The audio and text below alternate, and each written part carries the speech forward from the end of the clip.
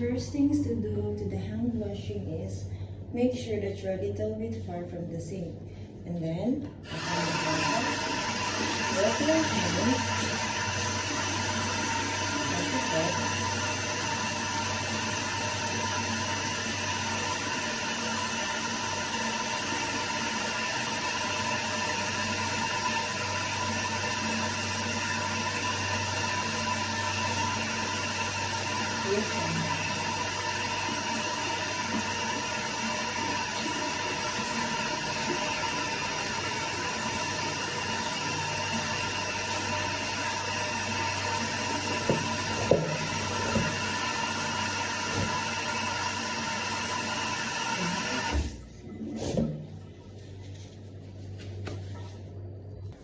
Good morning everyone, I'm Nurhay Fasahay. Today I will be doing the return demonstration of the respiratory and cardiovascular assessment. I've already did my hand washing, so let's get to the patient check. I've already knocked the door and then I'm gonna ensure that I'm gonna give privacy to my patient. So good morning po ma'am. Ako po si Nurhay Fasahay, student nurse from the MC College Foundation. Ngayon po ay gagawin ko ang respiratory at cardiovascular assessment, which is may mga part po ng inyong katawan na aking hahawakan. Okay lang po ba yun sa inyo? Okay. Ano pong pangalan niyo, ma'am? Kailan po yung birthday niyo? Okay, ma'am. Claudine at saka may 15. So, okay, ma'am Claudine. Okay lang po ba na ituloy na po natin, ma'am? Okay, thank you po. And I've already did my hand washing and nagsusuot po ako ng gloves. So, I have already my gloves. I already did the hand hygiene. Ang client po ay conscious alert, oriented to time, place, person, wala pong respiratory distress, calm and cooperative po siya. Ang posture niya ay relax at walang accessory muscle use. Ma'am, pwede po ba kayong umupo ng diretso? Okay. Okay naman po. So, conscious alert po yung client. Respiratory assessment, which is the inspection. Titingnan po ang shape ng chest. Normal po ang shape ng chest. Symmetric po ang movement ng breathing. Walang chest reaction. Respiratory assessment ngayon po ay hawakan po ang likod para ma-check ang vibration ng boses. Pakisabi po ng 9-9 habang nilalagay ko ang kamay ko sa likod. Okay po, ma'am? 9-9. 9-9. Okay po, ma'am? Isa pa po, ma'am? 9-9. Isa pa po, ma'am? 9-9. Okay. So, palpate bilaterally using ulnar surface. Ito na po yung ginamit ko. Again po, ma'am? 9-9. Ngayon po, i-check ko ang chest expansion. Pakihinga po ng malalim. Pakihinga po ng malalim. Okay. Equal naman po yung chest expansion. And respiratory assessment is percussion. Ngayon po ay tapikin ko lang po ang likod ninyo para marinig kung may normal sounds ang lungs. Tapikin ko lang po, ma'am.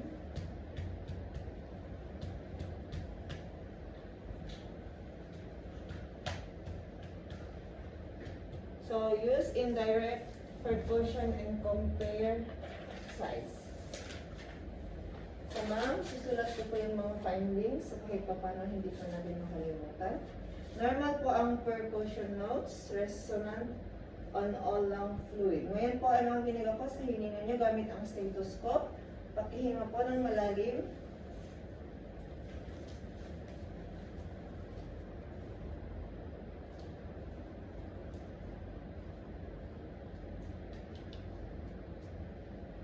Pakihinga po ng malalim, ma'am.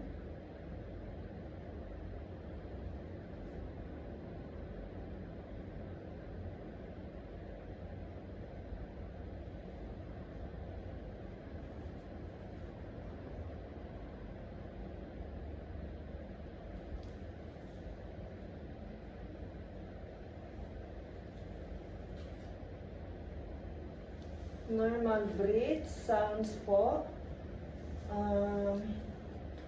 Clear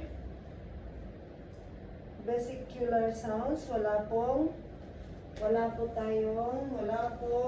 wheezes or cronkles. So ngayon po ma'am is titingnan at hawakan po ang dibdib para ma-check ang heartbeat. Titingnan ko po ma'am at hawakan.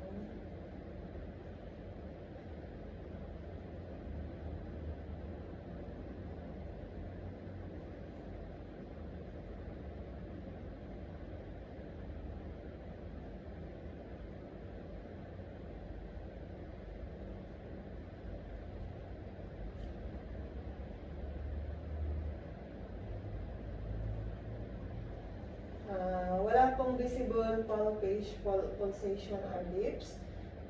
PMI is at the 5th intercostal space, mid-lobacular line, normal and in amplitude. So ngayon po ma'am is makikinig po ang tibok ng puso niya sa 4 na bahagi. Ito tayo sa tibok ng puso.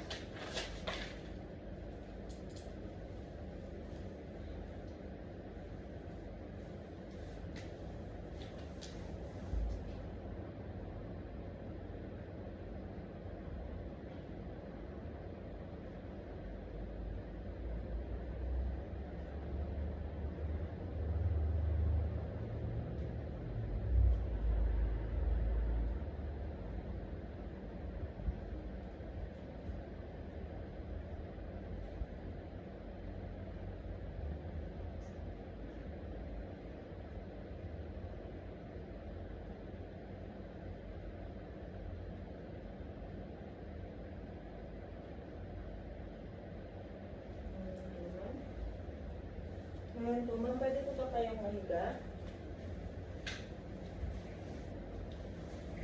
So, paki-straight na lang po ng saan nyo.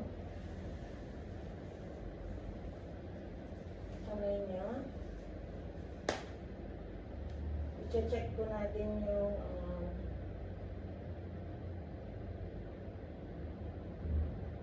pulso ng kamay sa paa.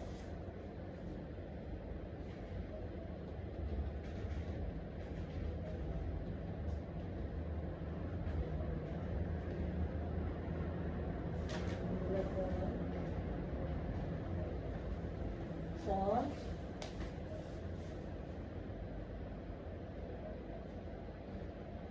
I'm checking na the peripheral pulses and papillary refill.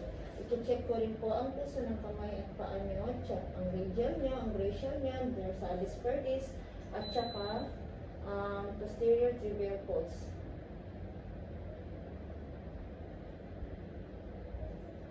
Ngayon po ay titingnan ko yung circulation po sa daliri ninyo.